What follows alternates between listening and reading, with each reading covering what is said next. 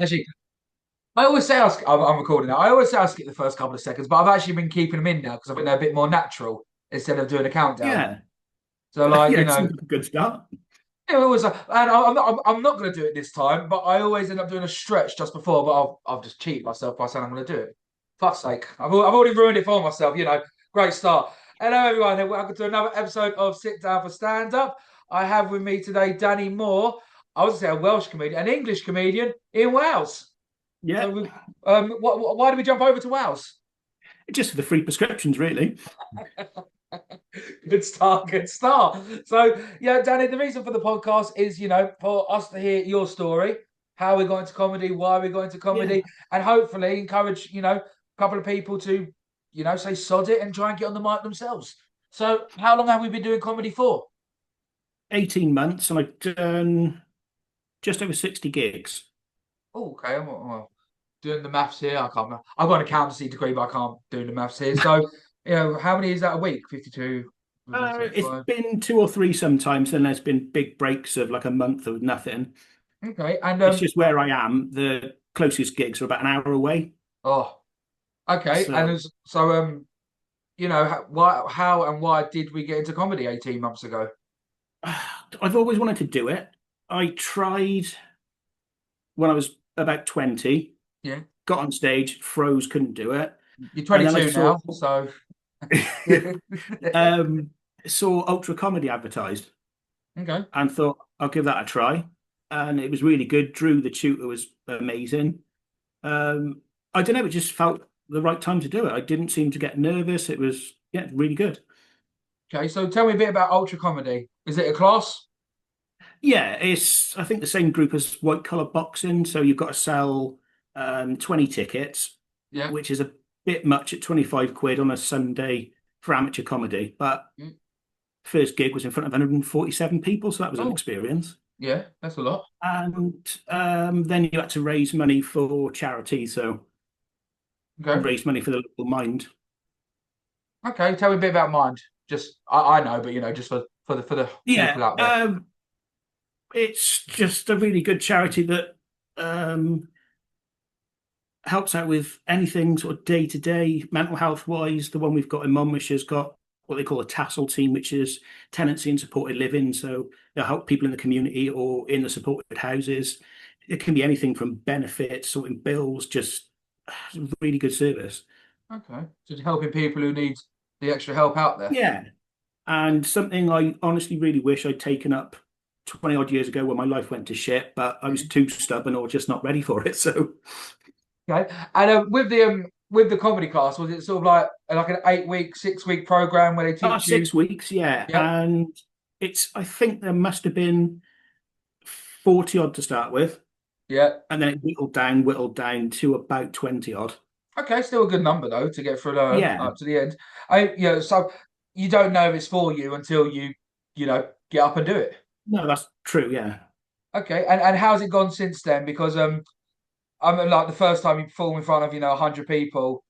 I presume the second gig didn't have quite as many people there. Definitely not. I think the hardest thing was just trying to find gigs. Yes. There's a couple of really good open mics in Cardiff, especially Jokes at the Oaken Splot, which was the second gig I've done. That's probably about 30 odd people, but the energy was brilliant. The room was great. Quite a few of us ended up putting our own gigs on just because we couldn't get spots anywhere. Hmm. I instantly applied to Glee, which I didn't realize they don't really do amateur or open mic sort of stuff, just anything I could find. Okay. And what sort of comedy do we do? Do we do like one-liners, storytelling, observationists? One-liners generally pretty dark, so not for everyone. Oh, Uh, okay. This is more me now. Okay, now I'm getting. This is more me. So what? How far down the rabbit hole do we go? Pretty far, to be honest. Especially the last three roast battles I've done. They were, yeah, very Okay, dark.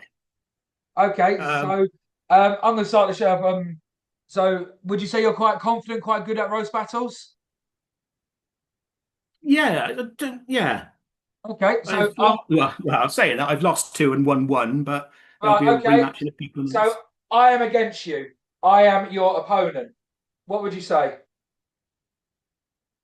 Be as That's, brutal as you want. Be as brutal as you want. I don't know, to be honest. This is the problem is I need it written down. I need to think Okay. about it. What would you look at me? How would you decide how to choose something at someone? So if you looked at I, me, what would you to like be pick out? honest, I just made it up half the time. Okay. They have sent me information. Let's see if I got any notes, but it was just making stuff up on the spot. This is Okay. going to be a bit dark, but the next one coming up is called Roastalmania. So it's kind of wrestling and a roast combined. Yeah. And the comedian I'm roasting, Dale, I said he's really got in the spirit of wrestling by Benoit and his own family before coming here tonight, Okay. which So obviously you, is, so you get a bit of a time to like analyze your yeah, competitor. yeah, it's Okay. not off the spot. I seem to struggle with that a bit. And how well I think there's a lot of I'm a new comedian myself and crowd work on paper it looks easy. Being spontaneous in the moment is uneasy, but that is where the experience does come into it. Yeah, definitely. There's a lot of people that think they're Paul Smith that Yeah. aren't.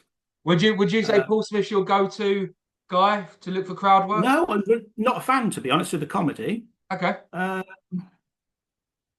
well, last night I was watching the Ian Cognito documentary on Amazon. So, Yeah. I'd love to be like that, just to be free and not as rigid and stuck to my script. Mm. Obviously, Bill Hicks, stuff like that. Frankie Boyle and Jimmy Carr, Yeah. and then a load of people I've met through Mm. comedy in South Wales. I mean, some of them are brilliant. I mean, like if you say you touch on Jimmy Carr for a second, he is one of my favourite comedians. I will say that now. But when it comes to his crowd work, he's cracked a formula that he Yeah, goes on each time, which I'm not saying there's nothing wrong with, but that is just the years and years of experience that he learned to tailor yeah. it his own way. Hundreds of miles up and down the country, yeah. All from and from. So, sort of doing one-line jokes. How long is your set? Uh, Probably about 15 minutes now with some new bits in it. Okay. Um, Doing the ultra comedy, I found out that I've got a thing called aphantasia, which basically means I've got no mind's eye, no pictures in my head. Okay. So if you can picture like a red apple or someone's face that you know, I can't do that. It's a bit Okay. of a weird thing, but it's led on to me basically not being able to kind of remember the set. So I've kind of got notes most of the time, which I'm trying to get out of Mm. because it's Okay. a bit. So, how would like you be advised, and how would you advise new comedians to remember their sets? I think it's got to be practice and repetition, but I find it impossible to practice at home. I'm just reading it over and over, and it's just dry and not good. Okay, but is that from your perspective? Because sometimes on stage, the jokes you think aren't going well absolutely kill it, and your favourite joke you're married to ends up being, not as Yeah, appealing to that's it. others. There is a joke around it because I've normally got stuff written on my hand in the note. Um, and basically, the joke is that due to my memory, I've got stuff written down everywhere. But with all the self harm, it's like graffiti on tiger bread. So that Okay, kind of. okay, give me another. Give me another. Go on. I'm liking these. Go on. Um, well, I suppose the opening one is, as well as the aphantasia, a thing called severely deficient autobiographical memory. So Mm. nice and easy to remember.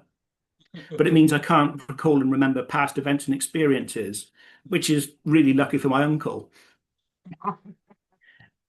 I've noticed now there's a bit of a pause when I say that, and people are Okay. like, but he was a really considerate man. He used to drink loads of pineapple juice. I'm So there's that loving sort of thing. these. I'm loving these. Okay. Um, to be honest, it's gone fairly well. There's been a couple of gigs where it's been like, oh dear, I've really overshot this. Yeah. Do you, Someone do like, you, do you do it off the bat straight away, or do you oh, like that, gain yeah, the their uncle trust one to first? start with. Yeah. There's more stuff about like my own mental health and addiction that I'm trying to bring into it, but not in a sympathetic way. I don't want to be seen as taking the piss out of it or, Hmm. Okay. depression, anxiety, that sort of thing. Okay, no, fair enough. And do you start your set, the same every time? So far at the moment till I can come up with something better. Yeah. Okay. And how often would you try new jokes? And how many times would you try a joke out Oh, before you either say, "Yeah, that's going in the memory"? I know we haven't got the memory, sorry, but well, that gets sort written of. down or that gets binned.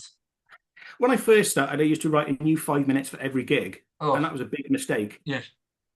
because it just didn't work. Mm. And I'd gone off stage to absolute silence and just thought, oh shit, I've driven an hour and a half each way here. Um, it's normally every gig try and get something new in, definitely. Yes. They don't always work, but definitely No. try. And would you say because with your comedy, I'm not gonna say it's a niche because I don't want it to be typecasted as that because I really don't think it is. Do you think you should play every room you're offered, or do you think you should tailor the rooms to your jokes? Probably tailoring it. I don't think somewhere like an art centre would be ideal for me, where they want something a bit light. I've gone on to do gigs and they've said, Jesus, that was dark. We didn't realise, but the audience loved it. Yeah, I mean that's Yeah, the it's main just thing. room by room, I suppose. Okay, and would you say you write your jokes for the people, or are they for yourself?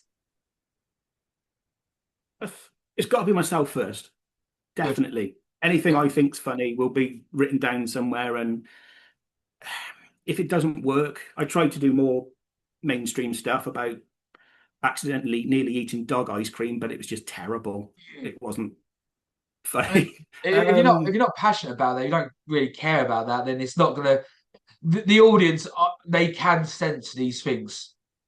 Yeah, definitely. I think that was it, really. It was a new material night. First time trying it, I just thought that doesn't work. Yeah. Um, there was one thing I was trying to get about weed and euthanasia to work, but I haven't yet. Okay. It ended up being kind of interesting, but not funny. I'm trying. Sort Weed of, and euthanasia. Is there go, like a yeah, weed brand called like Death Widow or something? could be, yeah. They've all got weird names, haven't they? Yeah.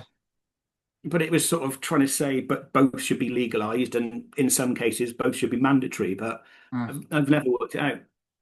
Well, if we want to go dark, I'm trying to write one at the moment, and it's sort of it's a diversion one. It goes like, Joe, what? I'm disgusted with the French police at the moment, bursting them rubber Oh yeah, dingers. I'm disgusted with it. They should at least wait till they're in the water. yeah. Oh, you thought you weren't going to like me there for a second, didn't you? You thought I was going to be all. No, I was just thinking back.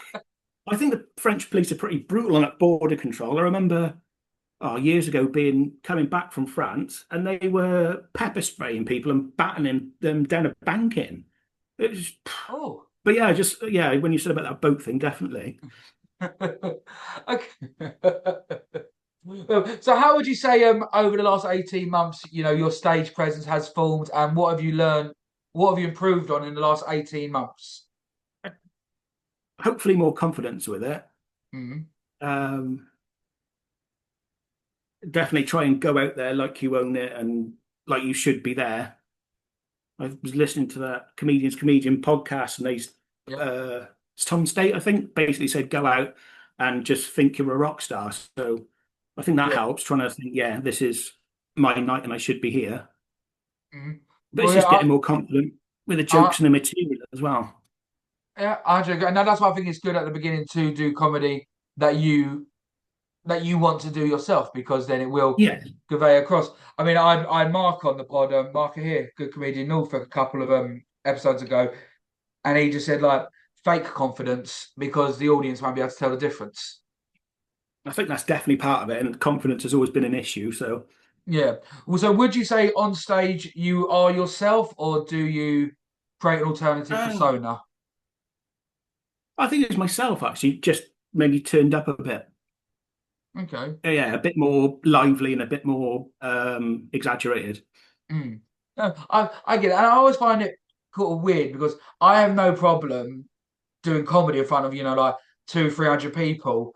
But when I'm told to go get a package from next door, I freeze up. Yeah, that's another thing I'm trying to work on is my really stubbornly Britishness. Hmm. Like in the supermarket, I can't just barge past someone or say, "Excuse me, can I get to that?" I'd rather queue up and wait, and then if someone steps on my foot, I'll apologise to them.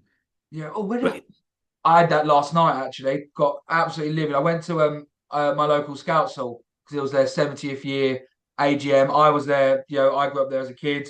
I'm looking to do some charity work for them, and this old lady barged in front of me to get a burger, and yeah, I wanted to trip her to this day.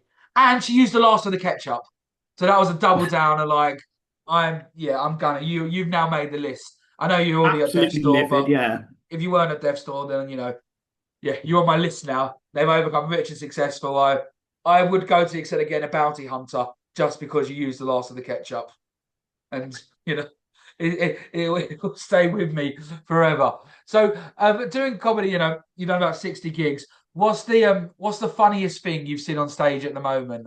What's happened? Not just yourself, but in general. What is like one of the highlights you've seen? I think it is. Someone I did ultra with got absolutely hammered and went on for about 15 minutes to absolute silence. But Mm, it was just watching from the back of the room. Two things. I wished I had that confidence to just go for it, and yeah. then just turning around and watching people Okay. because it was the first few minutes weren't too bad, and then it was getting more and more cringy and it was a bit, yeah. Okay, so let's say hypothetically that was you on stage. You do a joke, people don't like it, you lost the crowd a little bit, 3 minutes in. How would you get them back? One time I just stormed off Okay. because the audience it was two audience members and a group of comedians, but they were all very quiet laughers. Oh yeah. Um, the two people in the audience, English wasn't their first language. It was, but I just said, "Fuck this, I've had enough," and walked off. Yeah, you're sort of flogging a dead horse on that one. Yeah, and the other time, they I knew it had gone bad because there was a second joke I made about self-harm that was just too rough and brutal, and I shouldn't have done it. And at that Can I point, can I can everyone I hear started it? laughing. Uh, what was it? It was about. Oh, it's really bad. That's the I know trouble. it's so much Not going to get easier any also book. doing it on stage in the environment than it is Yeah, doing a joke, you know, yeah. Because I to mentioned my own self-harm, so it was yeah. basically um, get fed up being lonely, going to the local women's aid and looking for the deepest self-harm, which isn't good. Um, I was advised not to do it before, and Mhm. I just thought I'll give it a go because I tried to write the darkest set I could, and yeah, massively overshot it and ruined it. I mean, to be honest, like if that is your niche and what you want to go for, then there's plenty of room out there for dark comedy. I mean, great follow-up question, Daniel. Thank you. Pat myself on the back. What I'm about to ask here. Do you think you can joke about anything, or do you think there are, some things that should remain taboo? I think yes, you can, because I do believe in freedom of speech. Obviously, I'm Yeah, not right wing in any way, but obviously I get that there's that. But then people don't have the right not to be offended. yeah. Hang So on. yeah, it depends on the context of the joke. Yeah. Really, yeah, there's probably not much I wouldn't think about it as long as it was funny. That's the main thing because I mentioned it a while back. Well, not a while back in Glastonbury. That what was that dildo called? Bob Villain, whatever his name was. Oh yeah, yeah, Like I what he said, being a dildo. I disagree 100 what he said, but he's got the right to say it. yeah. He's got the right to say it, and we've got the right to say, I disagree with you. I don't like it. I'm going to move on. We haven't got But to I think stamp our feet in anger and just as say, many people have done. yeah. And Yeah, everyone was chanting, oh, he should be arrested. No, he shouldn't. He's got the right to say it, but we've got the right to say, fuck you. We disagree, but we're going to move on. yeah. I and yeah, I'm a complete advocate for free speech, But I 100%. think it demystifies certain stuff, like cancer is a big thing. Hmm. Um, my daughter's boyfriend helped shave her head, and that kind of there was a lot of dark humor about it, or gallery, whatever. But it, Yours as well, yeah. brought them closer together. Yeah, no, yeah. Should have worn a hat. But um, I did have a joke about cancer. Probably this will never go on YouTube, but it was basically someone sent me an email at work that said, "I hope you're well?" Question mark. And my first thought was, "I'm all right, but the cancer's still terminal." It's not something I do on stage, but it's just how my mind jumped to it. I thought, bloody hell. I had a joke about cancer. Hopefully, you won't get it. You got this. Yeah, that's something like that. Yeah, it's not too bad and too dark. But to be honest, I Um, had a Brummy on here, and her stage name's Barbie Butt because she had colon cancer. yeah. So they signed up her butt. She said you will never get a darker room than a cancer ward. She said the Oh yeah. jokes that are flying there, she was like, it was, she said it was like, it was marvelous that in such a dark moment amongst all these people, the depth of evil jokes that were going about was just beautiful. I And suppose it's the same as any disability as well. They're going to be like it. I mean, as long as you treat them as normal, standard human beings, that's yeah, a weird way of putting it. But like mm, Ricky Bowshaw is amazing mm, and obviously very dark about his disability. But yeah. And I guess as long as it's tasteful as well. Like it depends who I try and make myself the victim all the time. So it depends again on who the victim is. yeah, and as long as you're not like singling anyone out in the room, like hands up if you got cancer. Oh, this one's for you. Yeah, I don't think that would work very We get well the at all. spotlight on her, please, for a second. Then yeah, it's sort of it's sort of fair game. So did you choose to go down that comedy route because that was something you cared about, you liked finding the humor in these taboo Yeah, topics? it's just how I've always been. So it's just comes quite naturally. But then I've used it to deal with my mother's death, that sort of thing. Yeah. Didn't quite get as much material out of that as I wanted, but Mm. Okay. But So, 2 days after she passed away, I was on stage making jokes about it. I think I'm too cheap to afford therapy, to be honest, but it did help. mm. But yeah, it helped me definitely. Okay. So, when it comes to writing your jokes, what is your process of writing comedy? Do you like just on the moment write it, or do you like allocate a time during the day to sit down and write it? I tried allocating a time, but I find it difficult staring at a blank page. Mm. Um, that tiger bread joke just popped into my head, and I thought that's absolutely brilliant. Why can't that happen more often? Yeah. Um, due to where I work, I don't get any material at all out of that. Mm. And it's not just because of confidentiality or stuff like that. It's just, I don't know, my brain doesn't work that way. So I just kind of wait for something to pop into my head, to be honest. Okay. Okay. Yeah. But And yeah, just a then, random inspiration. You got your phone at night yeah, time. Quickly roll over, jot it in. yeah. And then if it needs a bit of padding out, can do that. Or there's stuff I use in other places that I've moved about a bit and they seem to work better there. Okay. So, with your jokes, is it very like, this is the set, one, two, three, four, or can you sort of like play around with it, like go from one to seven, back to three? Oh, it always used to be 1, 2, 3, 4, quite literally written on little post-it cards. And now I think I've got enough to just pick out bits that I want that hopefully will suit the gig. Okay, fair enough. And so how would you like to see your comedy progress? Where would you like to see yourself in like, a years from now, 2 years from now, 5 years from now? Well, a pound behind Jimmy Carr would be nice, but I can't see it ever getting to that level. Um, ideally, being able to somehow make a living out of it, doing it full time would be brilliant, but I can't really see that, to be honest.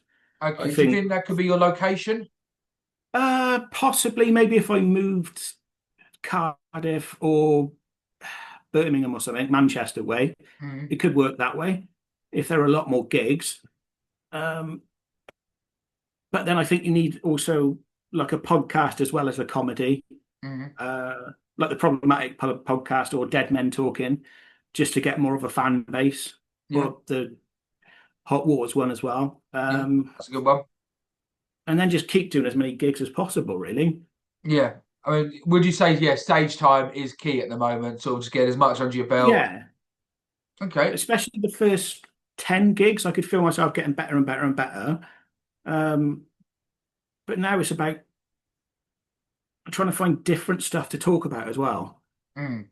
Okay. Um, I mean, social media. I mean, we've got to use it. I'm not a fan of yeah, it. I'm terrible at it. You know, what impact do you think social media does have on comedians these days? a massive one, really. It's a necessary evil, but I think you've got to be pretty prolific on it to get anywhere with algorithms or whatever. Mm. I will use Facebook to advertise gigs and stuff. I rarely use Instagram. Um, Struggling with traction for the gigs, so I don't know if Joke Pits are well, started talking to them, see if they can help promote it as well. Mm. Because I Okay. just find that I'm not getting anywhere with it, but it's definitely needed. I mean, with one line comedy, I do think you've got a better chance on TikTok and Instagram because of the reels and stuff. You know, you're not telling a long story. People forget. Yeah. Um, would you say, I don't know, worried is the right word. Would you say, but I'm just going to use it anyway, sod it. You know, my creativeness is dead at the moment. Would you say Too you're early in the morning. concerned with backlash of posting dark comedy material online? Yeah, definitely. Because it's Okay. all about context and that sort of thing, but there's always going to be someone offended by it. Yeah. And And then if they're it gets usually more taken, vocal. yeah, and if it gets taken out of context and then becomes this big thing, Mhm. yeah, that'll be the worst, really. So you would be worried about, like the backlash and the hate that could be received on your comedy. Yeah. But then I suppose Freddie Quinn posts quite a bit and he's incredibly dark as well. So he does get the odd bit of backlash now and again, Yeah. uh, quite severe in some cases. But I suppose, yeah, you need it to get your name out there. Yeah. I And mean, then people will share it, friends. I would go down the roads of fuck them. That is my that is my ultimate thing. Fuck them. I always think no news is good news. I mean, like let's take example Andrew Lawrence's joke. Um, he did the joke about the Liverpool car crash. Yeah, Whilst I think I think it was a very sensitive topic, and I think timing could have been better. He still had every right to make a joke if you like it or not like it, and the fact that some comedy clubs then cancelled him, I think it does show quite a alarming state comedy is moving towards. it would be worried if people were getting cancelled left, right, and centre, definitely. Yeah. Because Alfred Brown got cancelled, didn't he, a few years back? Mm. Um, but as far as I know, he's made a comeback and producing shows. So I don't know how long cancelling actually works or A for. prison sentence, yeah, you got a 6 month cancellation, I'm afraid. Can I have a better jury, like But then I suppose the other way to look at it is like, was it Andrew Lawrence Maxwell? Um, he's Ginger gone right Dude. wing and he so lean into that because seems to be a good living in that. Yeah, I mean, I mean, there's comedy. There's rooms now tailored just for the LGBT community. There's Yeah, there's not rooms really tailored to right wing part like right parties. I think like maybe no, there's not. I mean, yeah, let's all wait for reform to do a comedy oh, circuit, and then let's see what that comes out of probably that. won't be long, will it? Yeah, let's see what comes out of that. To be honest, that'd be quite interesting. So yeah, when it goes back to social media, I do think there would be backlash, but then what's the saying? There's no such thing as bad publicity. Yeah, definitely. And then you only really get shared for like a day, don't you? If Yeah, that. yeah, So it's more of a 5 minutes of fame kind of thing. mm. Yeah. So you know, I reckon with your material, I think TikTok and the reels ones would be sort of the best way to go to promote yourself. Because whilst okay, I like Facebook. I think I got my Facebook back in 2006. Yeah. Yeah, my Facebook's now old enough to drink and get fucked. So it's been out for a while. I don't think Facebook is the best mechanism to get your material out there. It's good for finding gigs, But I think, yeah. Yeah. Trouble is, I'm getting old now, so by the time I get the hang of TikTok, there'll be something else, and I'll be knackered. Well, I've been told about 3, 4 times about Blue Sky now. I think it's Oh, called. It's like Twitter, but not Twitter. yeah. It's like the people on Twitter who didn't like Elon Musk have now gone done their own thing. Apparently, that's quite a growing platform as well. But Mm. there's so many. If you spend all your time posting all these on social media, then you Oh, don't have enough time to write a joke. no, it would be more than a full-time job, definitely. 100. So, we'll go to you in particular in a second. We've heard about the worst moment you've seen on stage. What's the best moment you've seen on stage? Hasn't got to be you, just in general. What was the moment? I think, annoyingly, it was when I did Beat the Frog. Okay, up in Manchester. Yeah. And the bloke who went on before me absolutely smashed it. He had everyone singing and dancing and Oh no, you don't blokes want down that. in pints. You don't And want I that. just thought, ah, bollocks. And I went on, managed to get 2 and a bit minutes, but the energy was just completely down the other way. And it was just like, ah, Where was you in the lineup? in the middle half. And there was 12 or 15 of us. Oh, okay, cool. I do think the second spot is actually the worst in my in my Yeah. opinion, because speaking to I've been spoken to a lot of comedians, and they always say if the first person they can be a little bit lenient, and then the MC will then go tell off the crowd and tell them to be dickheads. So they guns up to shit on the second one, and also you do not want to be after someone who smashed it. No, definitely not. Yeah, I just went up there and just, I think it threw me a bit as well. But there's Okay, always next time. was there a moment in it you felt like you was losing them, or was it just from the offset? They were Um, tired from the last act. it was, I didn't know what was going on actually, because the lights were kind of in my face and so bright. I saw what I thought was one card go up, but it was the second one. Mhm. So I didn't really know I was losing them, Okay, unfortunately. but I do think they do go up in quite quick succession because of peer pressure in the crowd. Yeah, but then I did see the MC saying to put a card down. So Oh, okay. Well, then yeah. the MC must be liking your stuff as well. Oh, it wasn't me, unfortunately. It was somebody else. Oh, well, fair enough. Yeah, there were 3 people who got through, but Yeah. I mean, yeah. with gong shows, they are fun, but you can never take them personally because I it's know. on the night, on the moment. So roast battle seems to be more your thing. If we've had, we've got time to prepare for roast battles. And Yeah. do you enjoy that type of comedy more? Do you enjoy them versus gong shows versus just doing your 15s? I do, yeah, I do actually really like them. Especially when you've got a packed room and everyone's into it. Mm. Definitely. Okay. But What's I the don't think it's worst that someone said about you? uh that I fingered aborted fetuses, I think it was. Called Aborted fetuses. brilliant. Okay, calm. Yeah, Yeah. yeah. So yeah, it's just like, all right, okay then. Wasted stem cells. Yeah.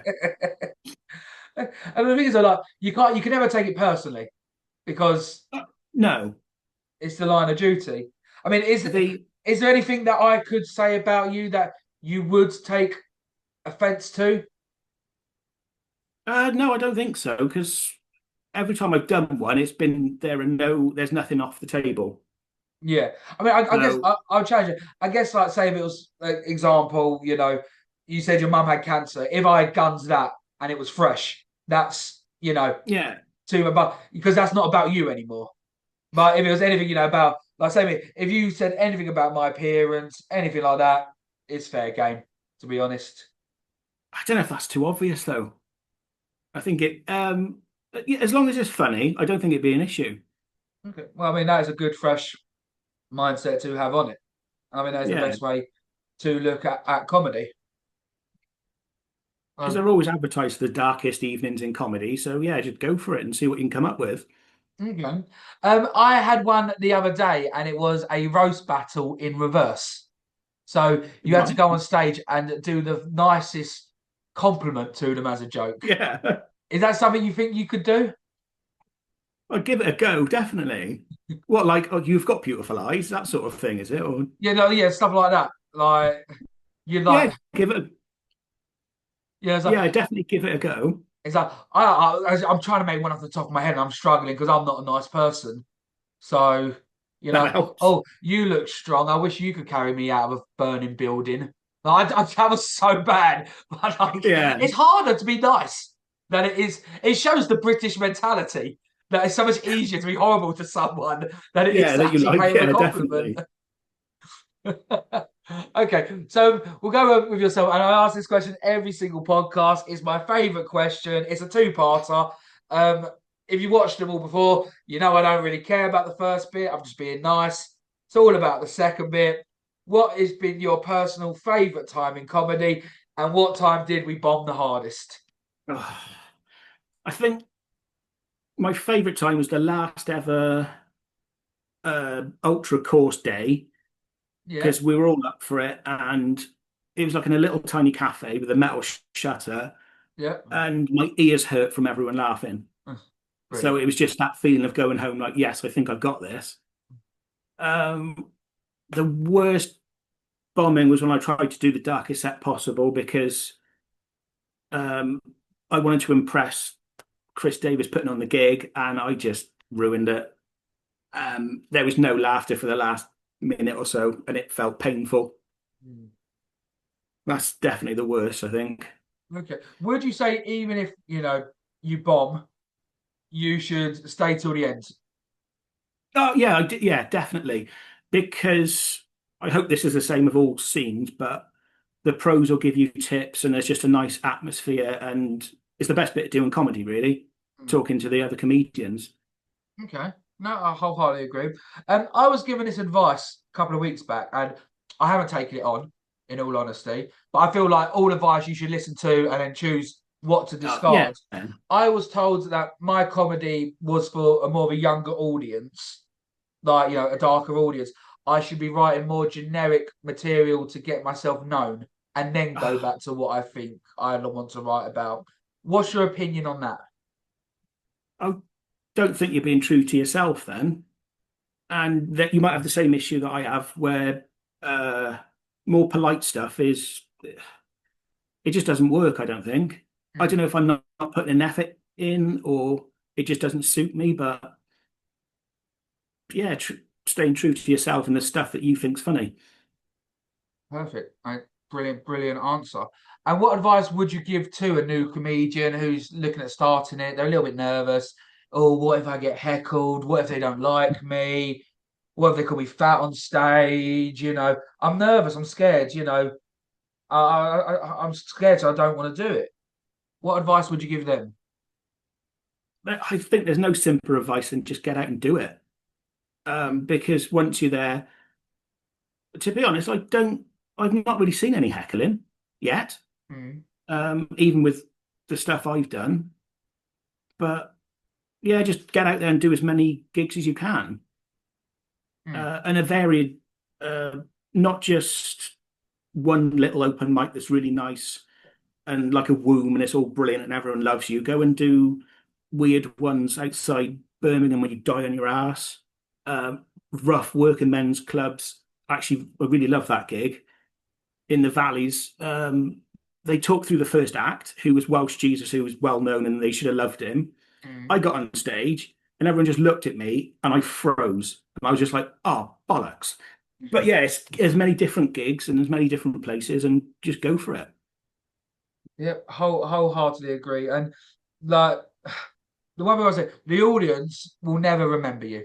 Like in the grass, like if you tell a joke, like you think they won't remember you. And I remember I was told also they'll remember. So like say like you do a how do I phrase this? With comedy, they will never remember your punchline, your setup, but they'll remember the feeling.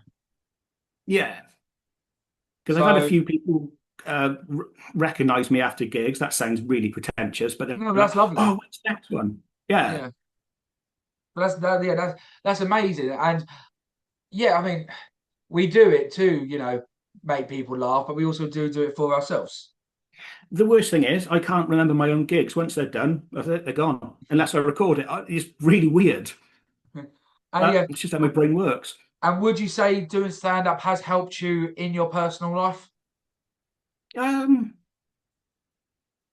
I don't know, really. Not noticed any changes, but Okay. Well, look, what I've perhaps, yeah, noticed, I try and do crowd work with cashiers now. Anyone I see on the street is an yeah. opportunity to try crowd work. I think that's what I do at work actually with people. Yeah, I try and sneak a little bit in. That's not, you know, because that's definitely something I want to master is MCing or crowd work or whatever. But yeah, Okay. Well, is that something you'd like to attempt in the future?